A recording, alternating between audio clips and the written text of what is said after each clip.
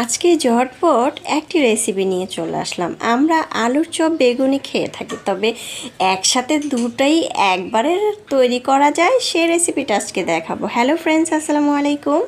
আজকের রেসিপিতে স্বাগতম জানাচ্ছি। প্রথমে একটি বাটিতে নিয়েছি বেসন, 1 কাপ, আধা কাপ কর্নফ্লাওয়ার নিয়েছি। কর্নফ্লাওয়ারটা না চাইলে স্কিপ করতে পারেন অথবা চালের গুঁড়া দিতে পারেন।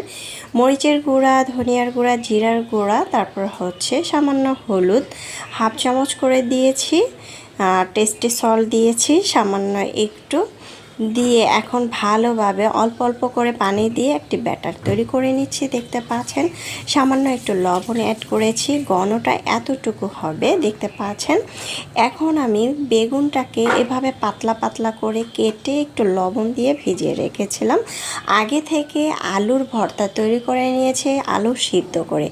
আমরা তো কম বেশি সবাই আলু সিদ্ধ করে ভর্তা তৈরি করতে পারি।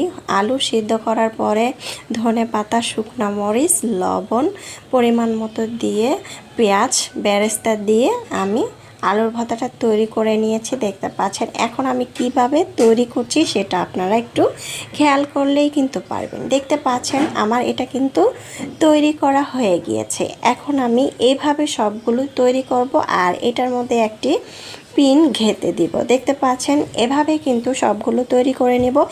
এটা খেতে এত বেশি মজা হয়েছিল, সত্যি অসাধারণ লেগেছিল। এভাবে করে আমি সবগুলো তৈরি করে নিয়েছি। দেখতে পাচ্ছেন আমি প্রায় 7-8টার মতো তৈরি করেছি। আপনারা চাইলে আপনাদের ইচ্ছে মতো তৈরি করতে পারেন। খেতে অসম্ভব মজার হয়েছিল। ইফতারিতে বাসার সবাই চেটেপুটে খেয়ে নিয়েছিল। এখন আমি চুলায় একটি প্যান বসিয়ে পর্যাপ্ত পরিমাণ তেল দিয়ে তেলটা গরম করে নিয়েছি। তেলটা কিন্তু প্রায় 80%-এর মতো গরম করে নিয়েছি।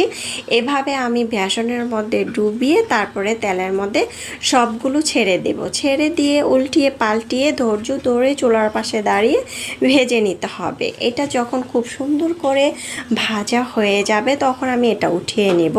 যদি আপনারা এই বেসনটা দিয়ে আলুর চপ তৈরি করতে চান সেক্ষেত্রে আপনারা কিন্তু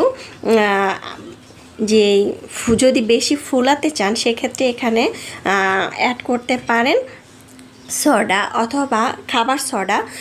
যখন আপনি এটা তৈরি করবেন তখন আপনার খাবার সোডাটা দেওয়ার চেষ্টা করবেন, আগে দিলে কিন্তু চলবে না। এখন আমি একটি বাটিতে পরিবেশন করে নিয়েছি। মাশাআল্লাহ, দেখতে যেমন সুন্দর হয়েছে খেতেও কিন্তু দারুণ মজা হয়েছিল।